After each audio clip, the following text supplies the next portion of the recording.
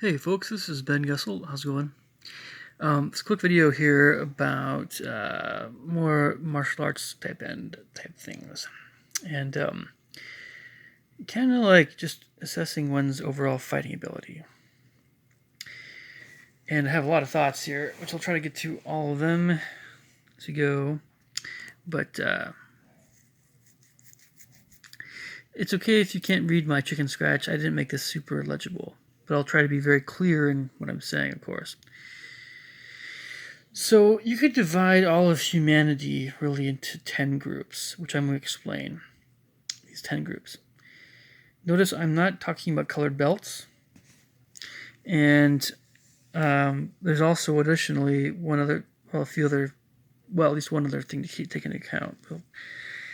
There's, you can call it weight classes, but really it's physical size and, that stuff. It's more physical size. And I'm also including, more especially with weight class, talking about, being at your ideal weight or, so it's more like your bone size and strength, that sort of thing. But bone density and muscularity, that sort of thing.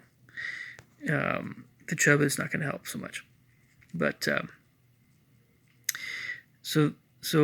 these groups are kind of divided by conditioning, as well as training and that sort of thing to a certain extent too. Toughness, basically. Okay, so where do we fit individually? Where do we lie? Let's start with group 1 here. Group 1 at the top. Again, it's okay if you can't see it. I didn't make it especially clear, but should be at least pretty legible. I don't know. In group 1, I'm talking about those people that are obviously unfit for intense physical exercise or martial arts, etc. Right? So they will have very poor health. They're about to die. Right? Very poor health. Some situations can occur to otherwise healthy folks as well, to put them in this range. It's a different situation, but they call this the donuts and soda group. And by the way, with a lot of things food-wise and addictions, I have all kinds of videos with that, of course, but it's not really always as cut and dry as somebody's fault, per se, if they find themselves in group 1. There's a lot of things about this modern life that really compels a lot of people to be in this group. So let's refrain from feeling, because they're going to feel bad about being in group 1 to begin with.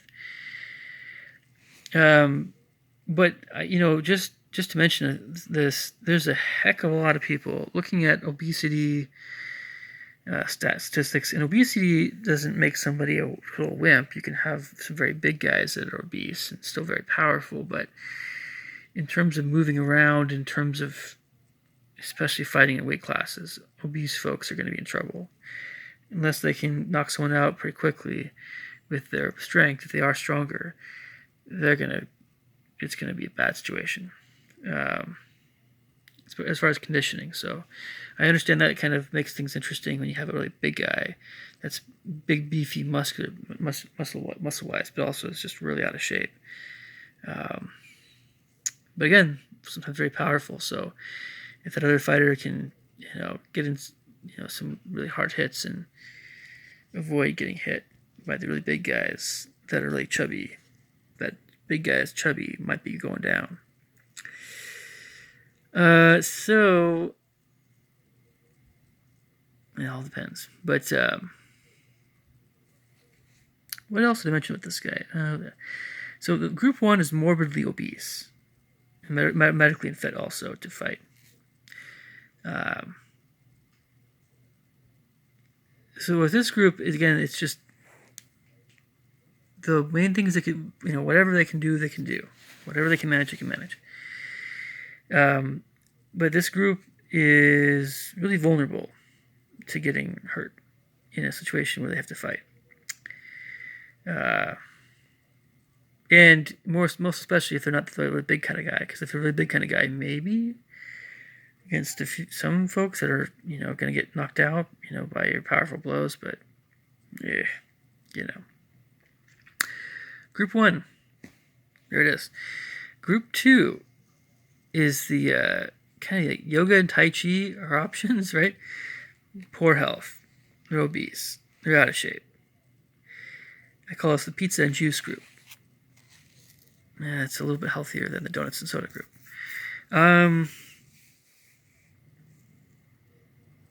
Yeah, still pretty chubby, but doing a little better than group 1. A little bit of conditioning, yeah, sure. A little bit of toughness. Group 3, they're probably overweight. Most martial arts are an option, right? Kinda tough, but kinda out of shape, right? They're not really. I call this the fried chicken group. Anyway, a lot of folks fall into these groups. Maybe not a ton for group 1, but a lot of folks are going to be group 2 and 3, especially in the United States. Group 4. All martial arts are on the table, like every one of them. Still not in quite the greatest of shape. The average fighter, right? Like me, But, group 4 is, I should mention I have this other thing here down here I should mention just more specifically, right, for comparison, just really quick here. So group 1 folks are physically vulnerable, period, right? They're very weak, oftentimes capable of defending themselves. Group 2 folks would be manhandled by half the world population, right? Yeah. Group 3 folks are vulnerable to trained fighters, as well as more powerful, okay fighters, right? And this is just what I've done so far. Group 4 fighters, I'll wait till it refocuses here in a second. Sorry about that. And it's still refocusing. Sorry, I don't know why. There we go. Group 4 folks are pretty average fighters. Okay. Of course, depends on. I realize this is more harder to see, but of course depends on weight class with group 4. Not really dangerous though. Okay, let's go back up here. All right, group 5. This is your average conditioning, like they're conditioned, but middle of the road conditioning. All martial arts on the table, right? It's the average fighter. They can be pretty darn tough, sure. These are like bottom rung armed forces, Army, National Guard, chubby policemen, kind of. That's group 5. Okay, and so group 5 folks, right? They kind of moderately able to defend themselves, sure. Yep, middle of the road, intermediate, middling, especially in the weight class.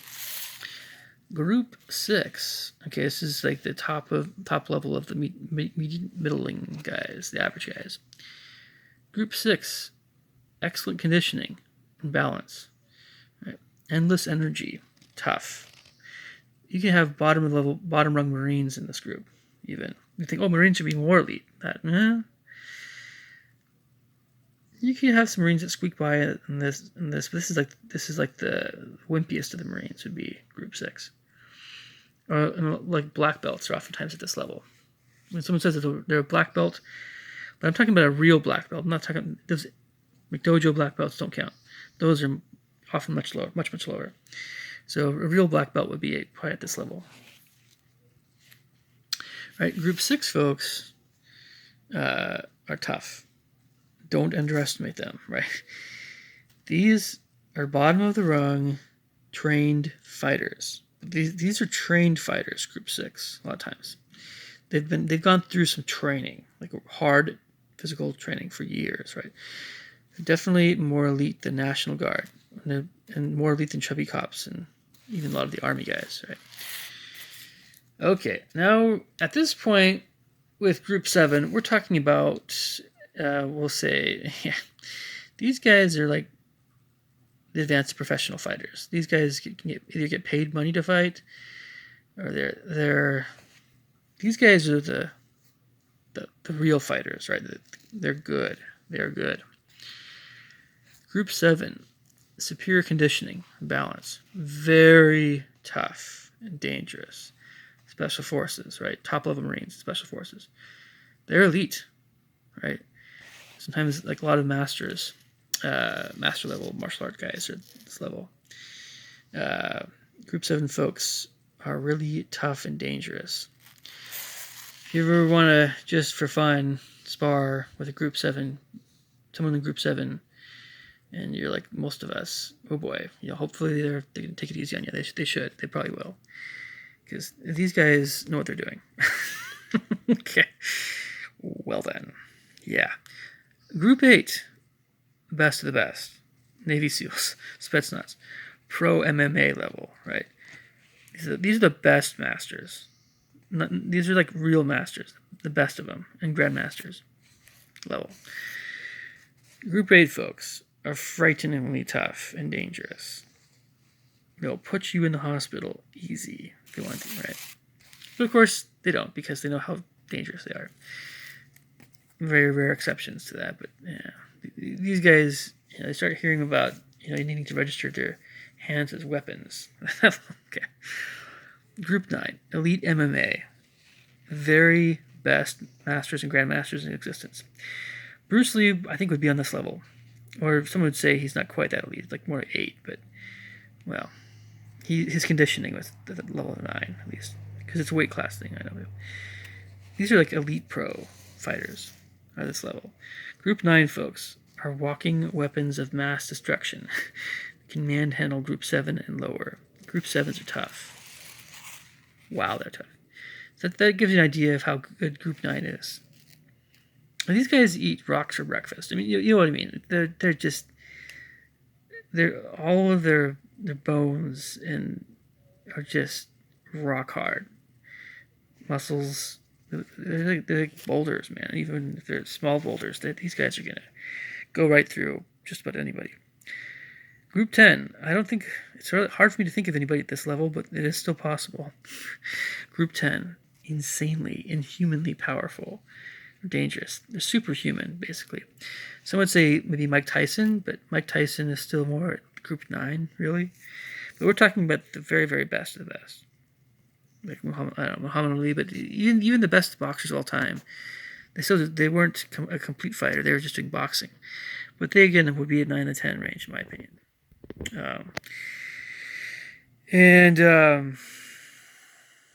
I'm sure you guys could think of some folks that may be in Group 10. Sure. Some would say Bruce Lee's at that level, but, I don't know. It's in that general range. Group 10 folks, there's so few of these throughout history. So there's so few of them that it's hard to name anybody. Okay, this is what I wanted to get to with this stuff.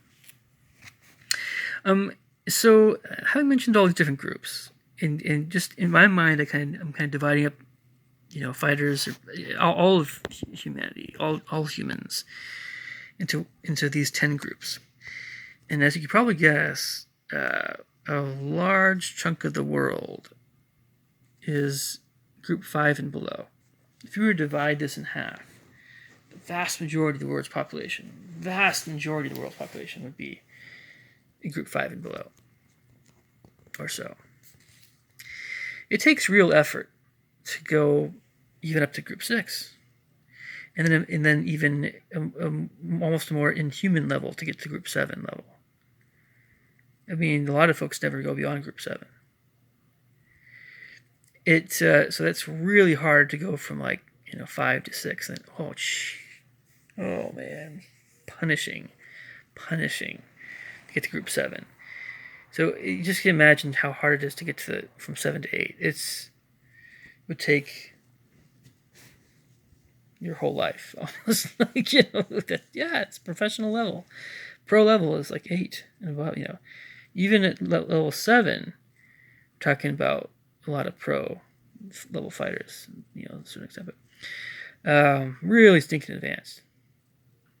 Group 7 and beyond is almost beyond black belt a lot of times for how we see black belts.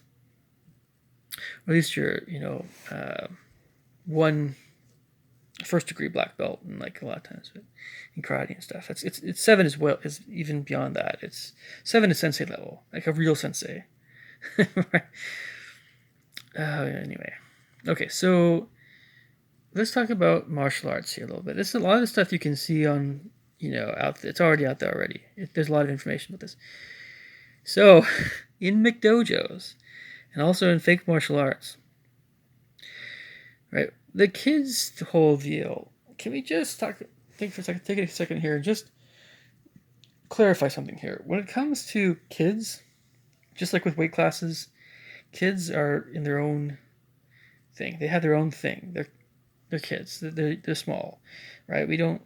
Adults don't fight kids, so we shouldn't. It's like or you don't ever hit a kid full force. And that would be unthinkable, right? But I'm talking about especially little kids. But yeah, that's unthinkable. That's why we have them kind of considered a felony. If it's really serious or something like that. So, that being said, can we just take it easy on the kids here for a bit? Yeah. So, in McDojos and all of their fake stuff, because fake is different than McDojo, but McDojo is still kind of fake. So, fake martial arts are when someone's talking about chi energy and no striking stuff. That's fake. That's hocus pocus. McDojos are you don't really get a workout. It's not hard. You just stand in one place and you just punch. Half-heartedly, focusing on form. Or that's McDojo, and they just take your money and then whatever. It's not rigorous. Easily, white belts through green belts or their equivalent. We're talking about groups 1 through 4. Not even past 4. Right? These folks in this range are cannon fodder. These guys are not going to last even a few seconds against a lot of folks. These guys are in trouble if they get in a real fight. They're in trouble. Blue, blue, purple, and brown belts in a dojo or whatever. They're probably in groups 3 through 6. 6 tops, right? So I admit in McDojos there's probably some level of training here, but it's still kind of pitiful. I mean, look, I could beat up a brown belt McDojo guy, even my age, my size, no problem. It's no joke, right? These guys are not tough. They're not black belts in a McDojo. Okay, that might mean something, but still, I could take out a black belt. You guys, if you guys haven't seen how bad some of these McDojos are, you have black belts in some of these McDojos that are a complete joke, right? Fighting wise, right? You can't take them seriously. You just can't. A white belt that was in doing MMA, Brazilian Jiu-Jitsu, Muay Thai, and real dojo would completely manhandle a McDojo black belt. It's just no comparison. So Aikido and Tai Chi are just not that much better a lot of times than McDojos. It's just no. This whole group of fake martial arts especially, well, they're the worst. But the McDojos, the Aikido, the Tai Chi, very few exceptions. Aikido, you back in Japan, you probably have some decent stuff for what they do for like handling sword fights and defense and swords. But I get it. But no, these guys no. And you probably do have some pretty tough Tai Chi guys. I'll admit it. But Tai Chi is bordering on yoga. It's not really about fighting. Okay. Now we get to the real, anything that's real. A real dojo. Real karate, taekwondo, jiu-jitsu, judo. And taekwondo oftentimes is very McDojo-ish. So even if you've taken taekwondo, it's a good chance you've been in a McDojo. It's a good chance you've been in a McDojo, unless you really can fight. Right? Just assume that if you go into a taekwondo, you probably have been in a McDojo. A lot of my students that I've taught piano to, some of the Asian guys, yeah, they've been in McDojos. Sorry. It's not just the fact that they're kids. I would know if they were in a real dojo, and no, they were not in a real dojo. Sorry.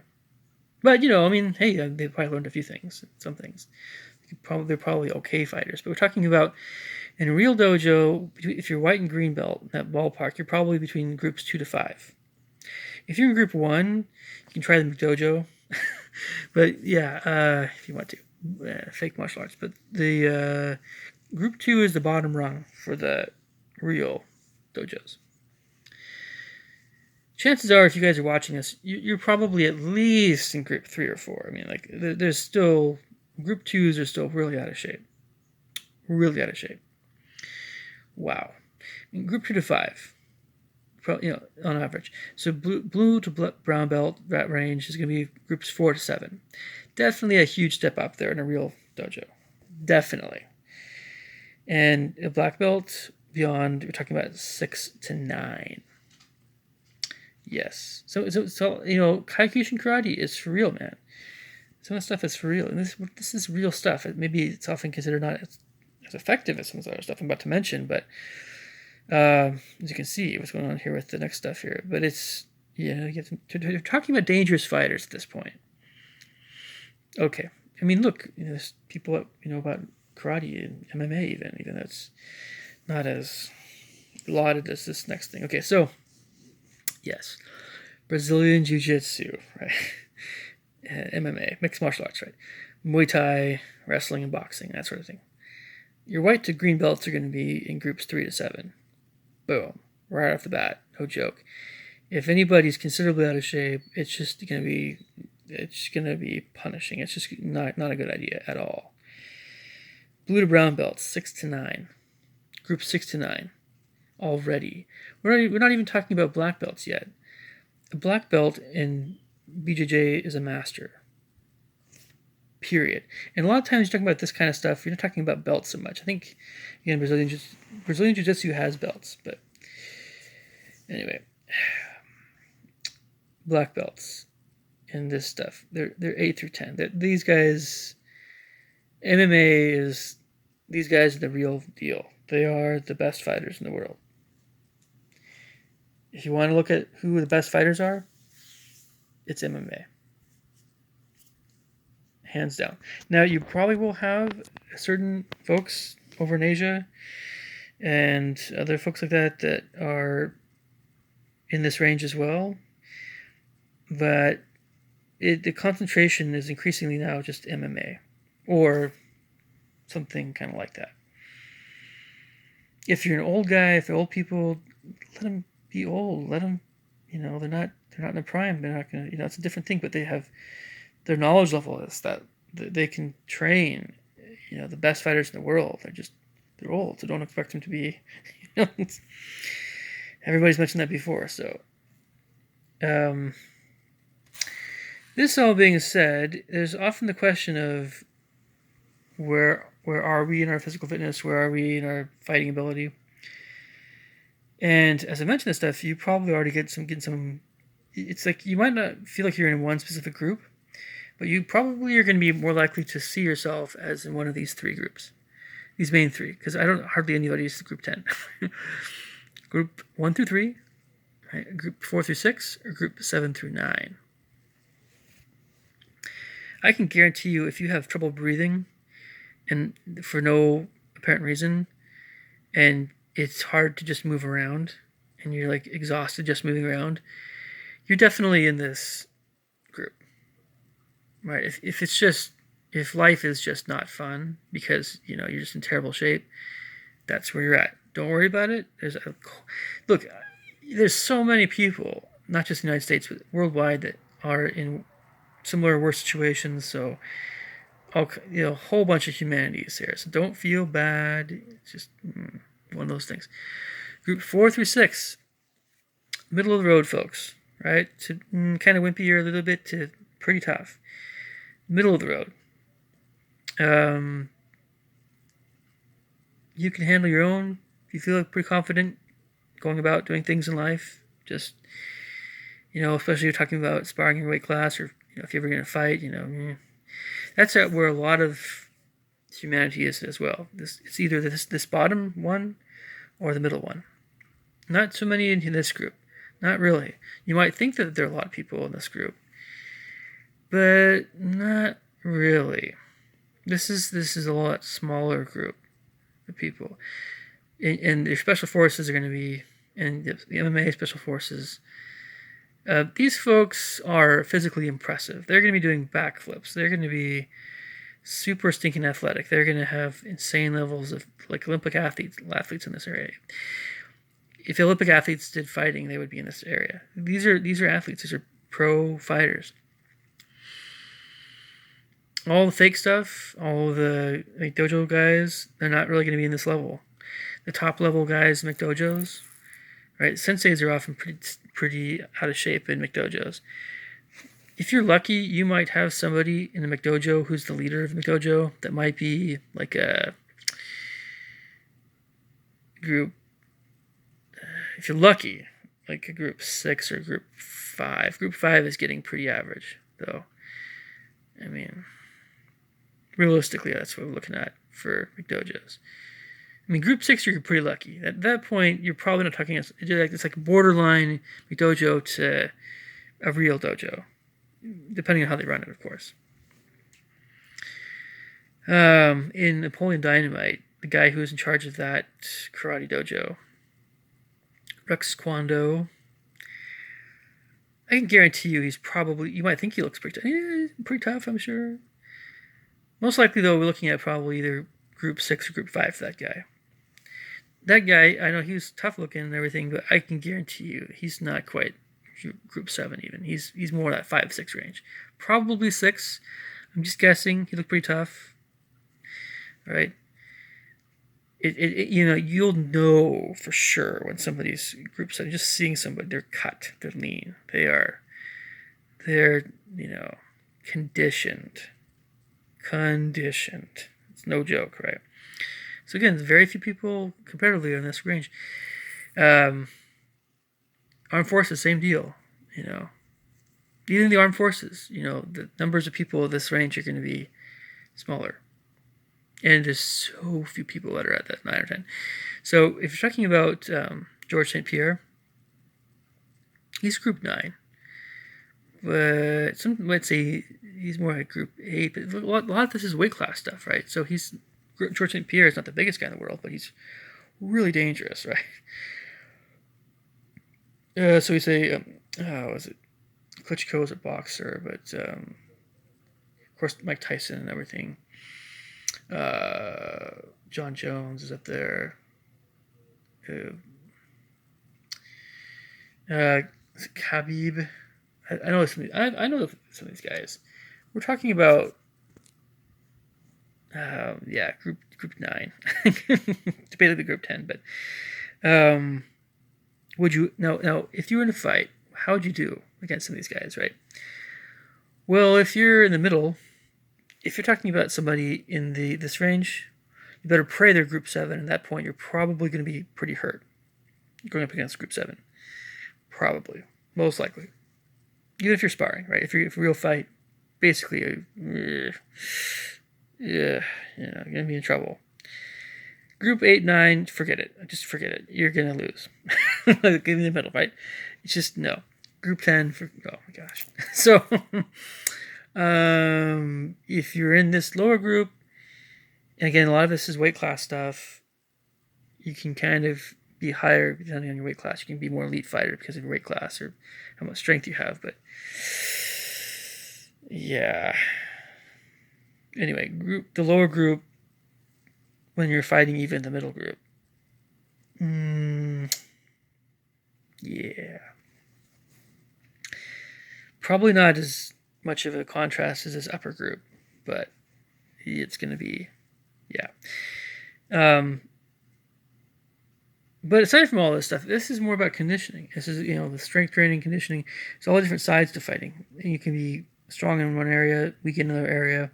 You're going to have to average it all out. You're most likely probably doing better than you realize. It's hard for a lot of folks the world over to just be healthy that way. So, wherever at, we want to try to be healthier, right? It doesn't matter how tough you are. It's great to be able to defend yourself, but it's more important to be really healthy. So, catch us later. Take care. Bye.